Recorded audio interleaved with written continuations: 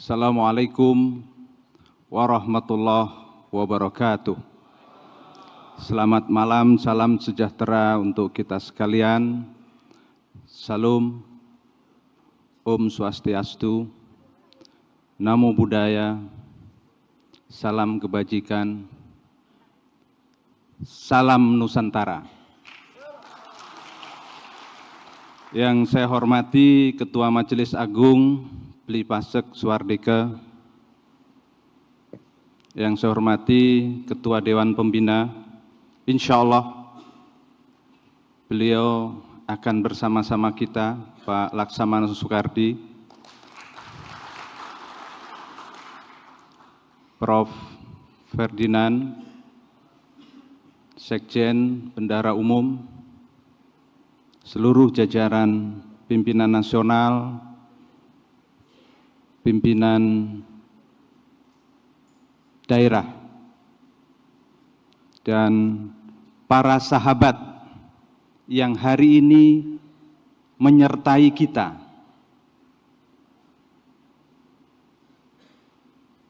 Menyertai kita di dalam semangat untuk memajukan partai dan memajukan Nusantara. Para sahabat yang datang dari berbagai warna, berbagai latar belakang, berbagai golongan, dan secara khusus saya ingin menyebut adik-adik dari aktivis-aktivis mahasiswa kelompok Cipayung Plus. Mengapa saya menyebut ini? Karena masa depan di tangan adik-adik kita ini. Kita yang sudah generasi agak mendekati tua, ini Pak Freddy, itu jangan merasa muda terus.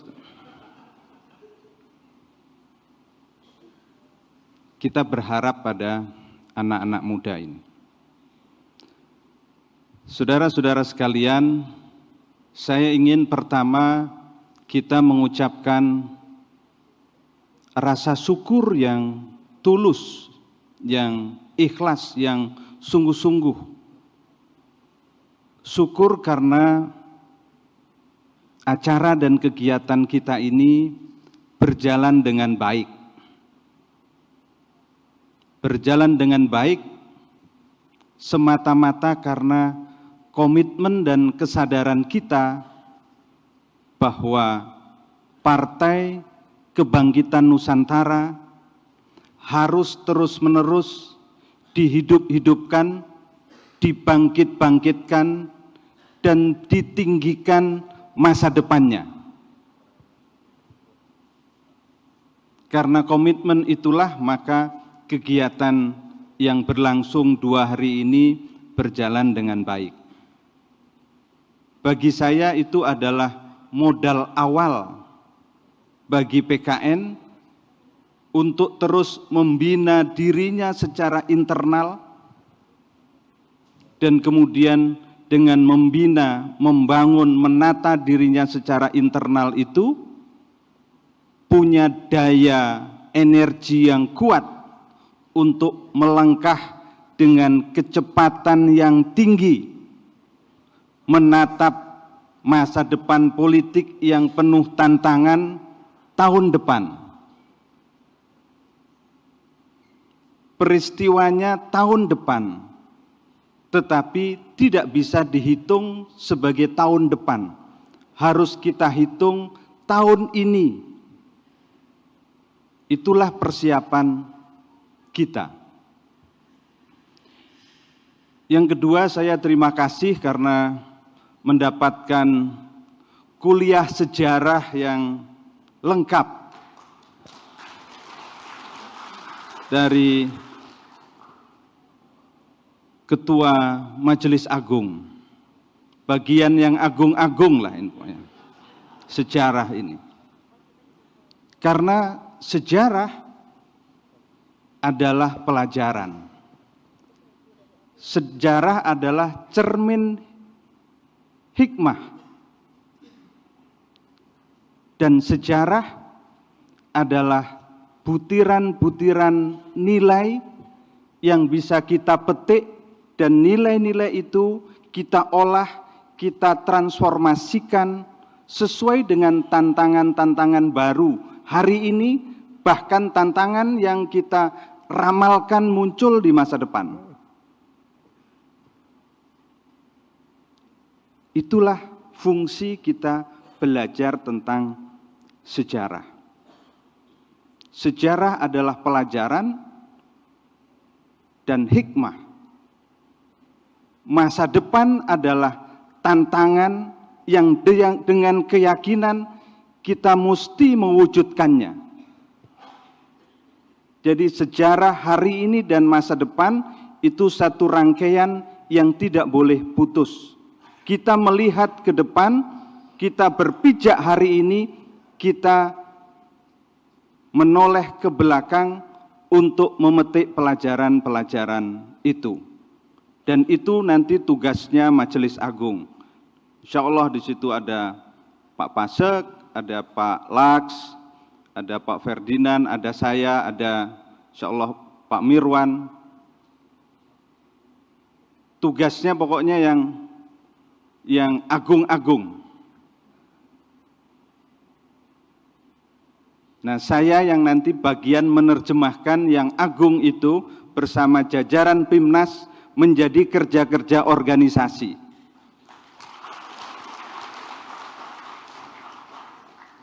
Apa yang kita bayangkan tentang partai kita ini, saudara-saudara sekalian? Partai kita, partai PKN, sebagai partai baru, harus membawa kebaruan. Partai baru wajib membawa kebaruan. Kebaruannya apa?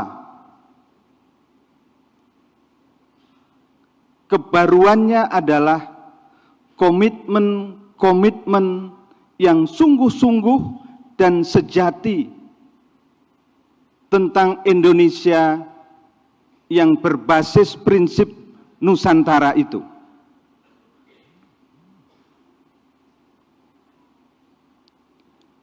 Yang baru dari PKN adalah penegasan setegas-tegasnya, sejelas-jelasnya bahwa kita harus bersikap dan memperlakukan Republik ini, memperlakukan Indonesia ini dalam posisi yang terhormat sebagaimana pernah dirancang dan dicita-citakan oleh para pendiri Republik. Rancangan itu kalau kita baca sejarah, ini sejarah yang lebih muda dari sejarah yang tadi disampaikan oleh Pak Pasek, sejarah pembentukan Republik, perdebatan yang luar biasa penting dan intens di BPUPKI.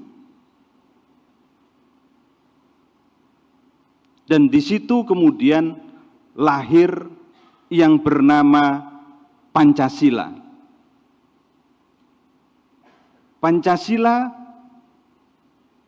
itulah yang menjadi landasan bagi bergeraknya dan berdirinya dan bergeraknya bangsa kita. Ada nilai dasar ketuhanan, ada nilai dasar kemanusiaan, ada nilai dasar persatuan, nasionalisme, ada nilai dasar demokrasi, musyawarah mufakat, ada nilai dasar keadilan sosial. Penegasan inilah yang dengan kesetiaan PKN insya Allah akan menjadi faktor pembeda.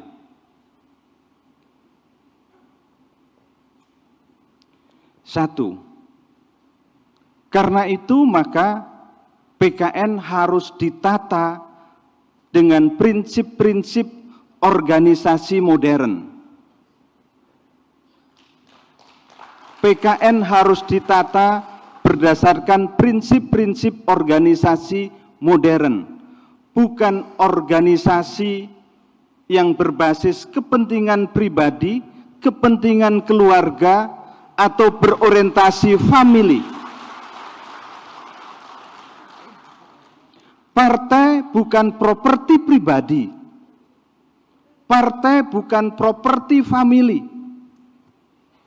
Partai bukan kepunyaan keluarga. Kalau mau disebut keluarga, partai harus punya keluarga besar seluruh bangsa Indonesia. Dengan prinsip seperti itu, maka PKN tidak eksklusif. PKN akan menjadi partai yang inklusif, partai yang terbuka, partai yang mengundang siapa saja, tenaga-tenaga terbaik, tenaga-tenaga politik terbaik yang berkomitmen bekerja untuk masa depan bangsa bisa bergabung bersama-sama kita di dalam Partai Kebangkitan Nusantara. Tidak dilihat golongan apa, agamanya apa, familinya siapa, silsilahnya seperti apa, daerahnya mana, warna kulitnya apa, rambutnya keriting apa lurus, matanya belok atau agak sipit seperti saya misalnya. Semuanya sama, terbuka.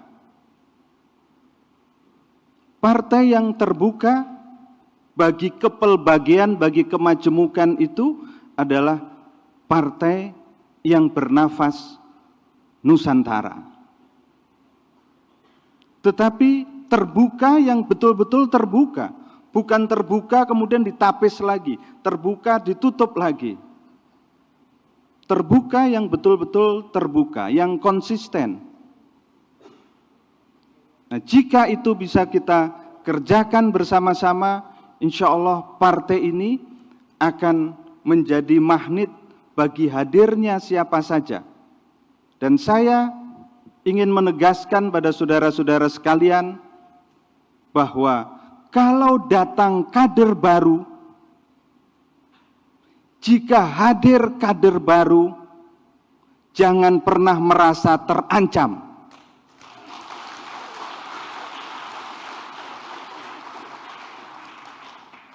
Konstruksi batin politik kader-kader PKN harus dibangun dengan kuat, bahwa hadirnya kader baru itu bukan ancaman bagi kader lama. Hadirnya kader baru adalah untuk memperkuat barisan, memperpanjang barisan perjuangan. Karena tantangan kita sangat berat, karena itu harus kesadaran tidak mungkin tantangan besar dan berat itu bisa kita panggul sendiri, bisa kita tanggung sendiri. Kalau ada partai yang kader lamanya, kader yang sudah berjuang, kemudian merasa terancam dengan hadirnya kader baru, dijamin partai itu akan menjadi partai yang kerdil.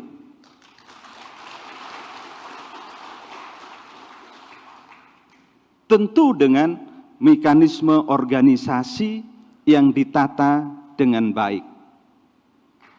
Saling respek, saling hormat menghormati, saling dukung mendukung, saling topang menopang, dan tidak boleh ada tendensi saling menyisihkan.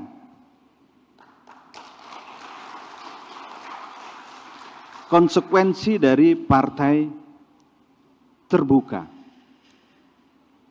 Yang ketiga, saudara-saudara sekalian, saya ingin mengajak kita untuk betul-betul mulai belajar menerapkan asas meritokrasi. Meritokrasi apa?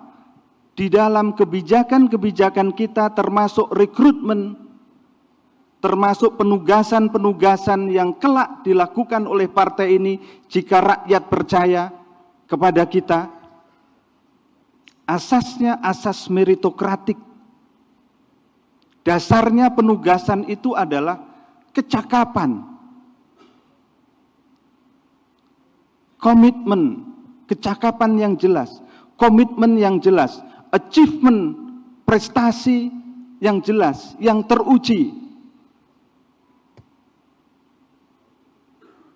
Dan bukan saudaranya siapa, anaknya siapa, adiknya siapa, kawannya siapa.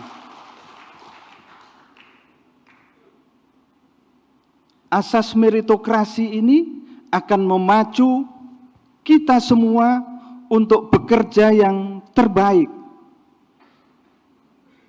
Tidak mengandalkan hal-hal yang bersifat askriptif, tetapi lebih mengedepankan hal-hal yang terbukti nyata itu bermanfaat bagi kemajuan partai, bermanfaat bagi kemajuan masyarakat, bermanfaat bagi kemajuan bangsa.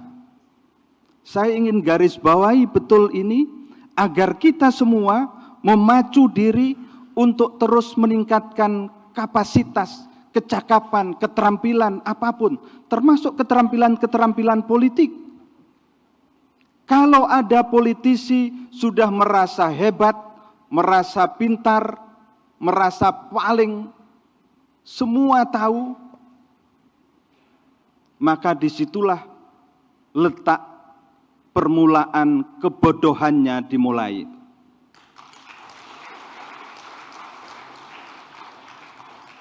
Politisi harus sanggup untuk senantiasa belajar. Mengapa politisi harus senantiasa belajar? Karena tantangan-tantangan baru selalu hadir. Keadaan-keadaan baru selalu tersedia di depan mata kita.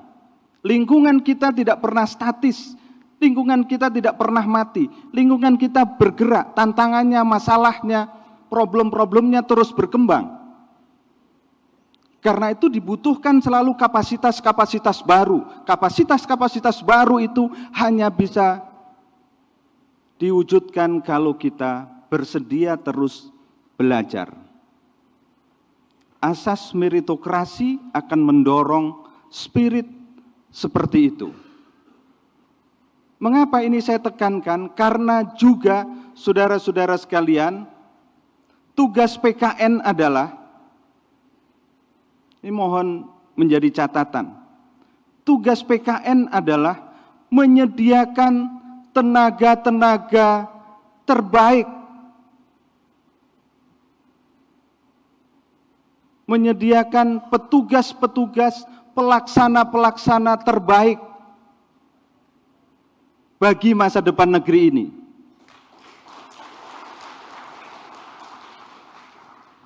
Politisi itu apa? Politisi itu petugas publik, saudara-saudara. Politisi adalah petugas kepentingan publik. Karena petugas kepentingan publik, maka politisi wajib punya kecakapan untuk membaca apa kepentingan publik, merumuskan apa kepentingan publik, dan kemudian menerjemahkan menjadi kebijakan-kebijakan yang nyata-nyata bisa bermanfaat bagi kepentingan publik, kepentingan orang banyak. Kalau partai sanggup menyediakan ini, maka partai betul-betul akan punya sambungan yang kuat lahir dan batin dengan rasa, perasaan, dan kepentingan publik. Dan partai yang punya sambungan lahir batin dengan kepentingan publik, partai itu akan punya akar politik, akar tunjang yang sangat kuat, yang tidak bisa ditumbangkan oleh siapapun. Tugas kita di awal ini adalah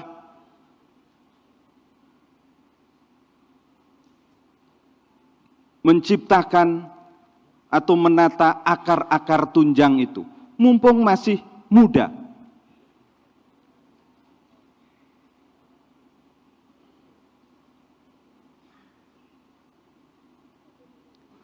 Yang keempat, saudara-saudara sekalian, bahwa partai harus dibangun dengan kesadaran kuat, hanya bagian saja dari kepentingan nasional, kepentingan bangsa secara keseluruhan. Karena itu partai juga harus sanggup bekerja sama dengan elemen-elemen non-partai. Partai politik harus sanggup bekerjasama dengan elemen civil society, dengan elemen masyarakat madani, dengan elemen komunitas intelektual, komunitas aktivis, komunitas kreatif. Dan itu menandakan bahwa partai kita menjadi partai yang hadir. Nah, berkaitan dengan hal-hal itu, saudara-saudara sekalian, saya ingin bukan mengangkat, tetapi ini semacam warning bagi kita semua, bahwa pasca reformasi 98-99, sekarang tahun 2023, lebih dari 20 tahun, ada pertanyaan dasar yang belum terjawab dengan sepenuhnya. Apakah demokrasi yang kita bangun pasca reformasi tahun 98 sudah menjadi demokrasi yang produktif? Demokrasi yang produktif adalah demokrasi yang tidak hanya bergerak di lapangan politik, tetapi punya daya manfaat dan maslahat di seluruh bidang yang lain. Apakah demokrasi politik kita sudah punya daya dorong yang nyata menciptakan demokrasi di bidang ekonomi? Demokrasi di bidang ekonomi yang paling pokok adalah terjadinya pemerataan kekayaan nasional.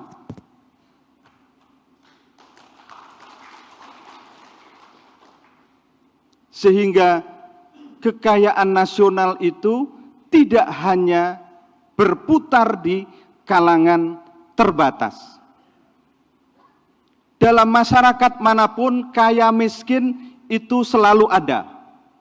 Tidak ada masyarakat yang semuanya kaya, miskin semua, tidak ada. Selalu ada stratifikasi sosial, stratifikasi ekonomi. Tetapi pertanyaannya adalah, apakah stratifikasi itu mencerminkan keadilan ekonomi dan pemerataan kekayaan nasional atau tidak? Semangat Nusantara menurut saya adalah kita harus menegaskan bahwa sistem ekonomi nasional kita dan seluruh perangkat kerjanya harus betul-betul menjamin terciptanya keadilan ekonomi seperti itu.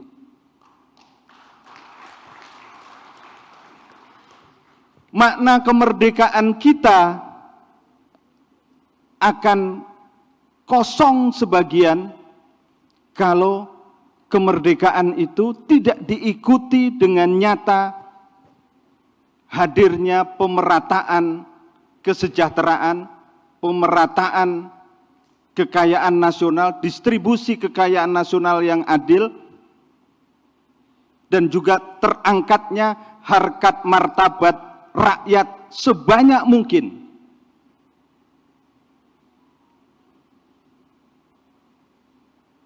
Demokrasi kita harus mengarah ke sana. Demokrasi yang produktif tidak berhenti menjadi demokrasi politik, tetapi juga menjadi demokrasi sosial dan demokrasi ekonomi. Ini tahun 40-an, tahun 50-an sudah ditegaskan oleh Bung Hatta misalnya. Karena kalau demokrasi politik berjalan sendirian, sementara demokrasi sosial dan demokrasi ekonomi kececeran di belakang, maka sesungguhnya pada saat itu partai-partai politik sedang menggali kuburnya sendiri. Dan PKN tidak boleh menggali kuburnya sendiri. Masa partai yang baru setahun mau menggali kuburnya sendiri? Kalau ada yang mau menggali, yang sudah tua-tua saja. Kalau ada. Tapi mudah-mudahan tidak ada. Ya kalau ada saya tidak tahu. Demokrasi produktif ini penting. Karena kalau tidak, saudara-saudara sekalian, dan ini kita tidak berharap, akan terjadi yang namanya involusi demokrasi. Involusi demokrasi itu apa? Involusi demokrasi itu adalah demokrasi yang seolah-olah bergerak maju, tetapi sesungguhnya mandek. Sesungguhnya tidak berkembang. Hakikatnya, secara hakiki, dia statis, berjalan di tempat. Sementara tantangan makin berat, dia berjalan di tempat, maka kemudian yang terjadi berikutnya, kemunduran demokrasi. Ada banyak pelajaran bahwa negara yang mengalami demokratisasi bisa mengalami arus balik. Tahap berikutnya dari involusi demokrasi adalah arus balik. Kita tidak berharap itu terjadi di negeri ini, dan saya juga sampai sekarang tidak melihat ada tanda-tanda itu, tetapi kalau kita tidak waspada, kalau kita tidak sungguh-sungguh membangun demokrasi yang produktif, jangan-jangan bisa terjadi gejala involusi demokrasi.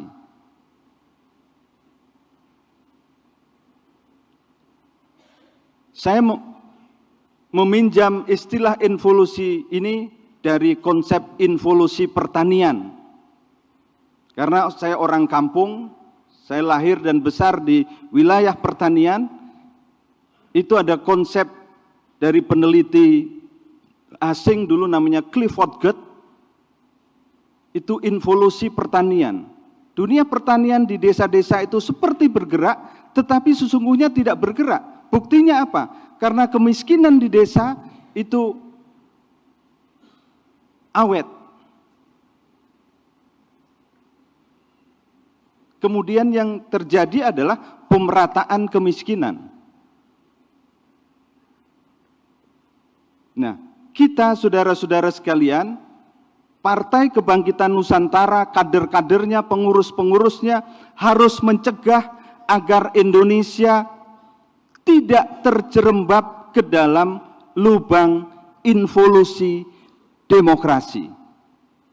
Kita harus berjuang keras agar Indonesia yang sejak tahun 98 melakukan reformasi terus maju berkembang, dan yang terbangun adalah demokrasi yang produktif, demokrasi yang berfungsi dengan baik, demokrasi yang fungsional, demokrasi yang berjalan secara substantif, bukan demokrasi sampul, bukan demokrasi hanya kemasan, tetapi demokrasi yang sampulnya dan isinya betul-betul praktek-praktek demokrasi yang mendorong harkat dan martabat rakyat, bukan hanya politik, tetapi juga sosial dan ekonomi.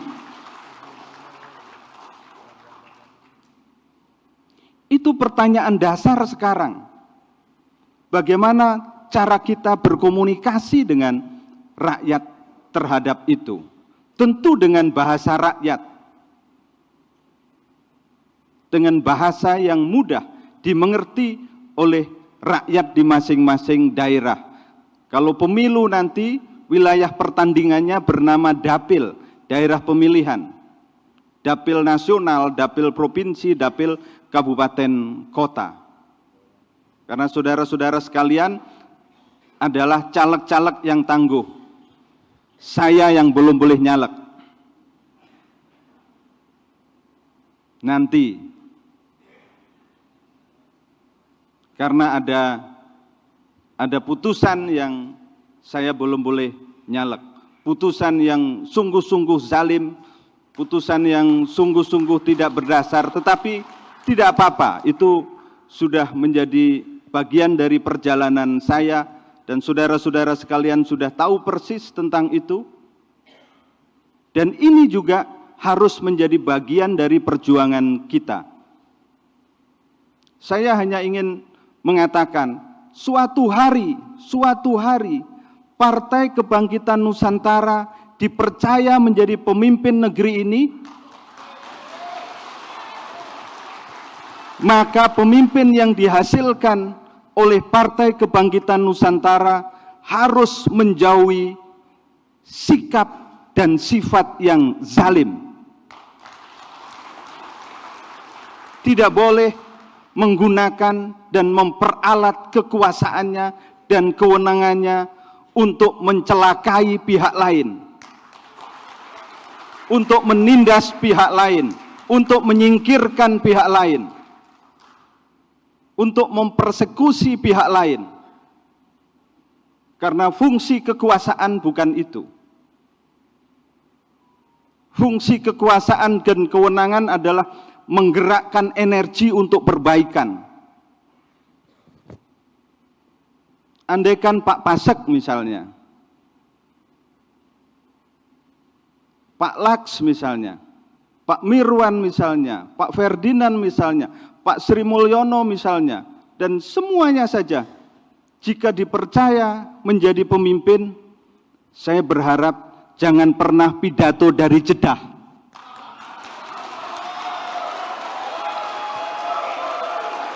Misalnya, karena itu bukan pidato, itu ekspresi kezaliman.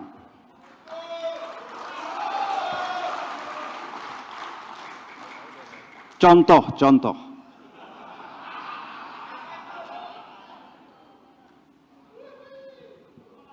Jadi pemimpin harus setia pada tugasnya. Kompetisi, karena pemimpin itu adalah produk dari kompetisi, biasa kompetisi itu. Kalah, menang, biasa. Tarung keras, bahkan kasar, boleh. Tapi nggak boleh ngamuan, apalagi dari belakang, tidak boleh. Harus fair, jujur, kesatria.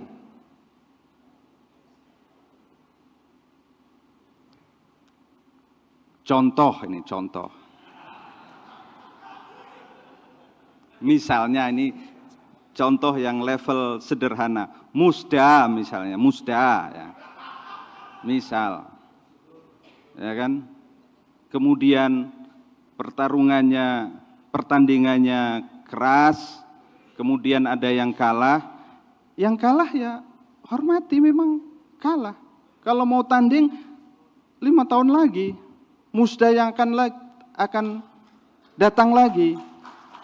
Jangan misalnya bisik-bisik kepada aparat hukum di daerah, tolong dong itu misalnya.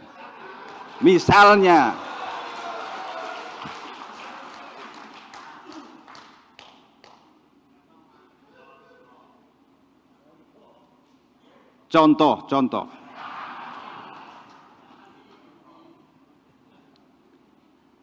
Karena kita ingin membangun tradisi yang baik. Tradisi politik, tradisi hukum, tradisi pergaulan sosial yang baik. Pergaulan sosial yang baik itu akan menjadi perekat di dalam kemajemukan kita. Kalau tradisi sosialnya tidak baik, jangan harapkan Indonesia yang majemuk itu akan terekat terjahit dengan baik. Kalaupun terekat terjahit, itu hanya tipis-tipis di atas saja. Tetapi di bawah itu seperti bara api, dan sewaktu-waktu bisa meledak, bisa membakar keadaan. Itu yang tidak boleh terjadi. Nah, tugas kita Partai Kebangkitan Nusantara dengan seluruh kadernya adalah menjaga, merawat keindonesiaan itu, kenusantaraan itu dengan semangat seperti yang tadi saya sampaikan.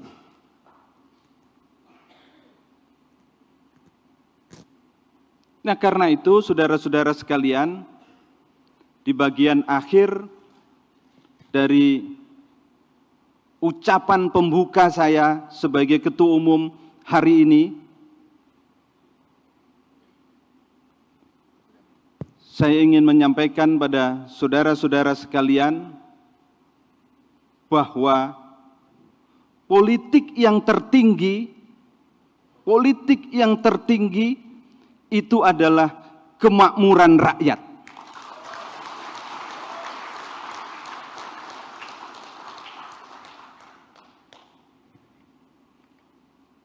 Politik yang tertinggi itu bukan jumlah kursi yang terbanyak. Politik yang tertinggi bukan yang mendapatkan suara dalam pemilu yang paling besar. Jika mendapatkan suara dan suara itu kemudian bisa ditransformasikan di dalam sistem pemilu menjadi kursi, kursi nasional, kursi provinsi, kursi kabupaten kota, itu adalah sarana, itu adalah alat, itu adalah wasilah. Tetapi yang tertinggi adalah kemakmuran rakyat.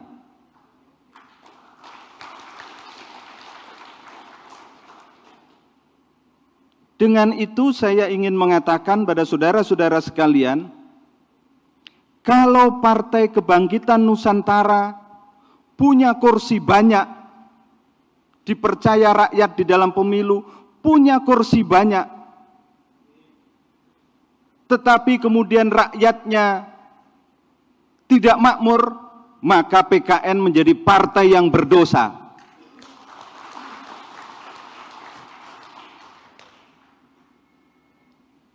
Dan itu namanya dosa politik. Dosa politik itu hanya bisa dikoreksi dengan permohonan maaf yang sungguh-sungguh kepada rakyat.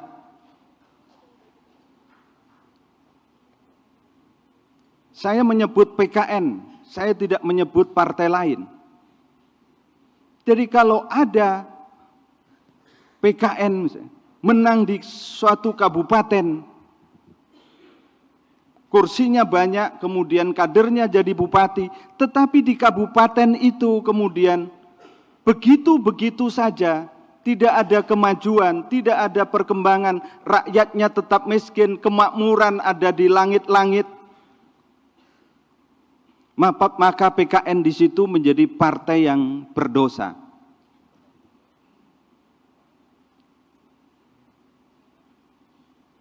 Dengan catatan ini, saya yakin saudara-saudara sekalian, pengurus dan kader-kader PKN di PIMNAS, di PIMDA, dan di PIMCAP akan menjadikan ini menjadi salah satu pegangan bahwa yang dikejar, yang diburu di dalam pemilu memang suara rakyat. Karena kalau tidak ada suara, tidak mungkin ada kursi. Kalau tidak ada kursi, tentu tidak bisa ikut terlibat di dalam proses pengambilan kebijakan-kebijakan politik, kebijakan-kebijakan nasional maupun kebijakan-kebijakan lokal. Tetapi kebijakan macam apa, kebijakan seperti apa, bermanfaat atau tidak bermanfaat, itu justru menjadi ukuran berikutnya yang lebih penting. Karena itu tadi, mari kita pegang prinsip bahwa politik yang tertinggi adalah kemakmuran rakyat.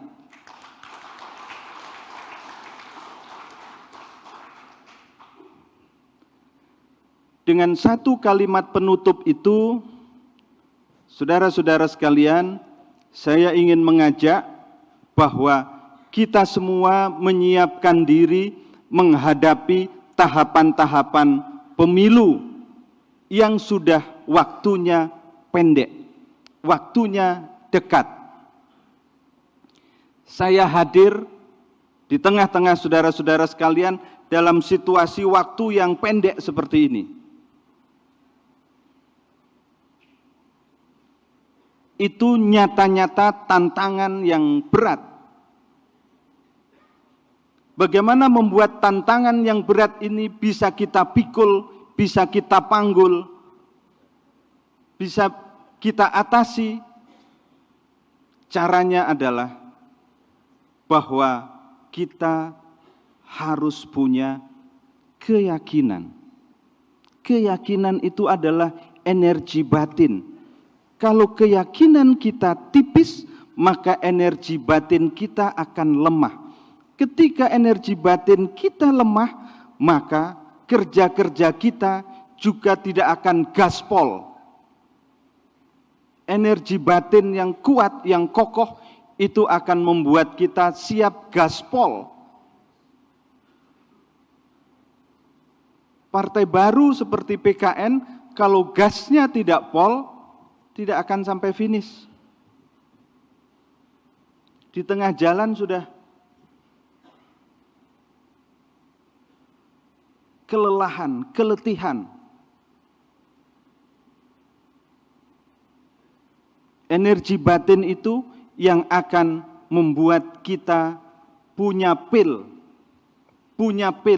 namanya pil anti letih, pil anti lelah.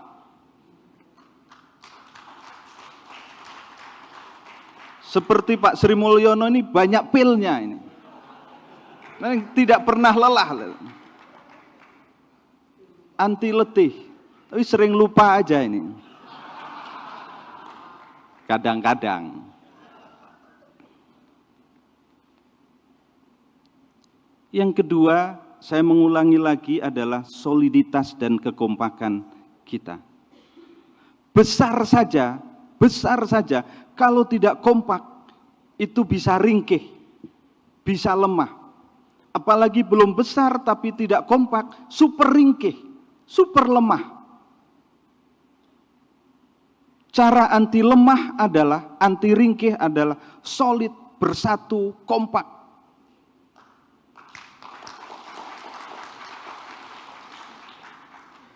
Saya mengajak kita semua, setidaknya mulai hari ini, mari kita bangun kekompakan. Solid, kompak. Yang sulit, solid, dan kompak tidak bersama-sama kita.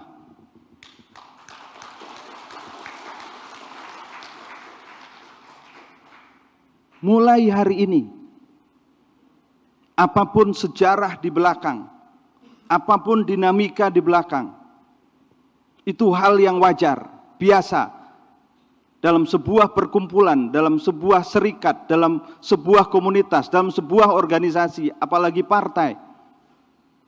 Partai baru yang masih dalam proses belajar. Tetapi kita lihat ke depan, kita pandang ke depan. Kita berpikir harapan kolektif kita tentang masa depan partai ini dan masa depan negeri ini. Solid dan kompak. Utuh bersatu. Kalau solid, kompak, utuh bersatu, yang berat-berat itu akan bisa kita pikul, akan bisa kita panggul, akan bisa kita atasi. Dan yang ketiga, saudara-saudara sekalian, saya juga ingin menegaskan bahwa sebagai partai yang inklusif, yang terbuka, pada dasarnya PKN tidak punya musuh.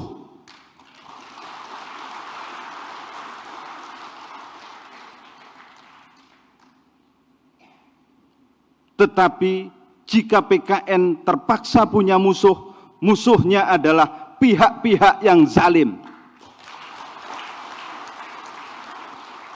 Terhadap kezaliman, terhadap pihak-pihak yang zalim, terhadap pihak-pihak yang anti bersikap adil, kita dipaksa keadaan untuk menjadi musuhnya.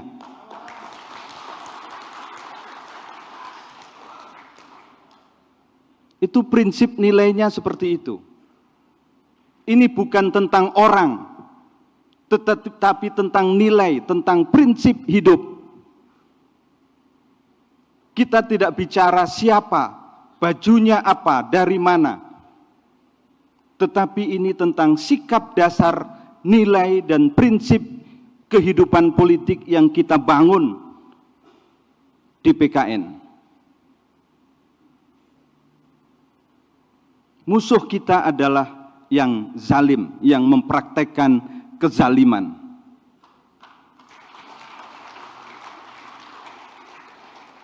Jadi saya ingin mengirim pesan, siapapun yang zalim, berpraktek berlaku zalim, dia adalah musuh PKN.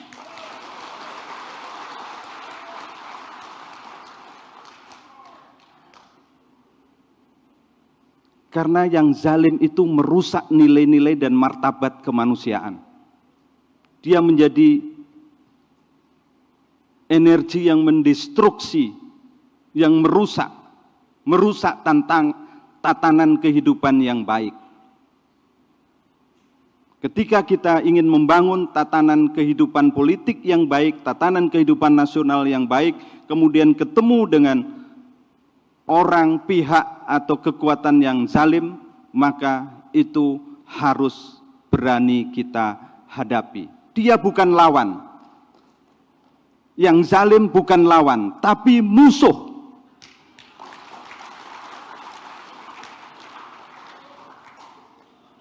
Yang zalim bukan lawan. Yang zalim adalah musuh kita.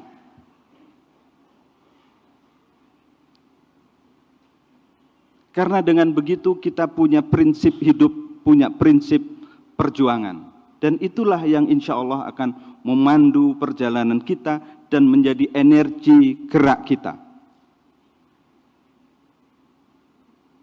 Sebagai partai baru, saudara-saudara sekalian,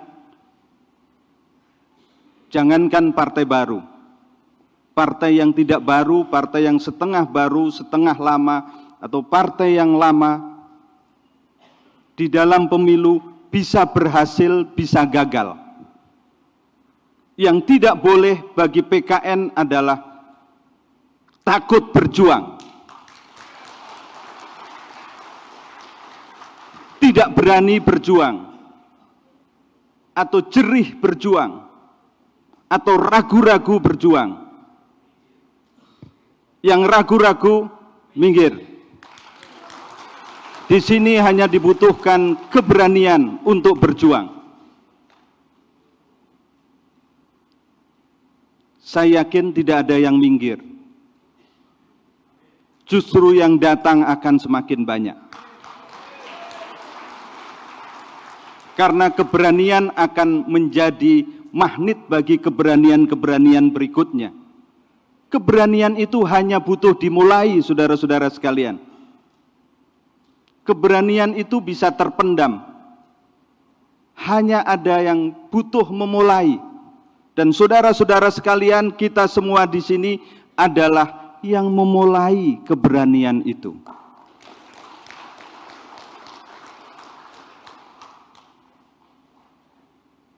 Keberanian untuk berharap berjuang bagi masa depan negeri ini yang lebih baik. Saudara-saudara sekalian, saya cukupkan sampai di situ sebagai muqaddimah, bukan pidato politik, tetapi ini pengantar perjuangan bagi kita semua. Pidato politiknya nanti, ini pengantar perjuangan agar kita punya strum perjuangan yang sama. Kalau strum perjuangan kita tidak sama, nanti konslet. Strumnya harus sama.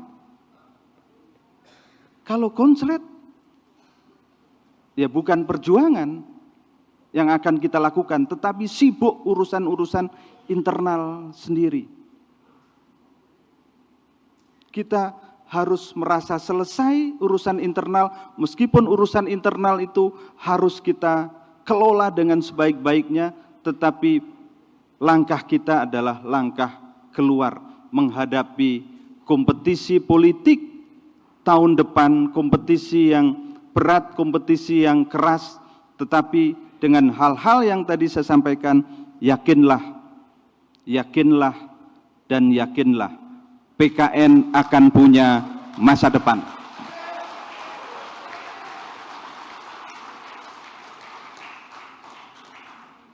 Terima kasih. Saya berharap pesan-pesan dasar ini juga akan sampai kepada pimpinan-pimpinan PKN di tingkatan yang lebih bawah. Di Pimcap, di Pimcam, pimpinan di level desa, kelurahan, sampai pada kader-kader. Karena cara pikir seperti ini harus dialirkan ke seluruh penjuru kader-kader partai. Dan bahkan saya berharap itu juga dialirkan kepada calon-calon kader. Masyarakat pada umumnya biar mengerti bagaimana PKN itu didirikan, hadir, mau apa, mau kemana, dan bagaimana cara kerjanya untuk Nusantara, untuk Indonesia.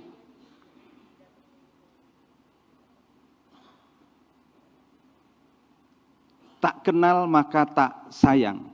PKN harus dikenal, bukan hanya nama partainya, tetapi apa yang akan dilakukan, apa yang akan dikerjakan. Itu jauh lebih penting. Jadi saya sungguh berharap apa-apa yang tadi saya sampaikan, saripatinya tolong dialirkan ke segala penjuru. Sehingga struktur PKN di berbagai level itu kemudian menjadi magnet politik yang kemudian dengan jaringan yang bekerja dengan baik, insya Allah sekali lagi tahun depan kita berharap dan kita yakin PKN akan tercatat di dalam sejarah politik Indonesia dengan catatan yang indah. Terima kasih saudara-saudara sekalian, selamat berjuang. Kita yakin Tuhan yang Maha Pemurah, Tuhan yang Maha Kuasa, Tuhan yang membimbing kita akan meridhoi perjuangan kita.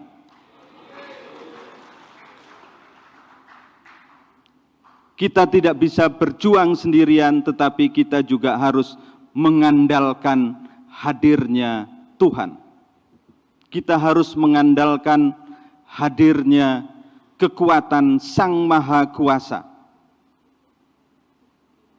Kita harus menghadirkan Allah Subhanahu wa Ta'ala, Tuhan yang akan menuntun kita, Tuhan yang akan memandu kita, Tuhan yang akan meridhoi perjuangan kita.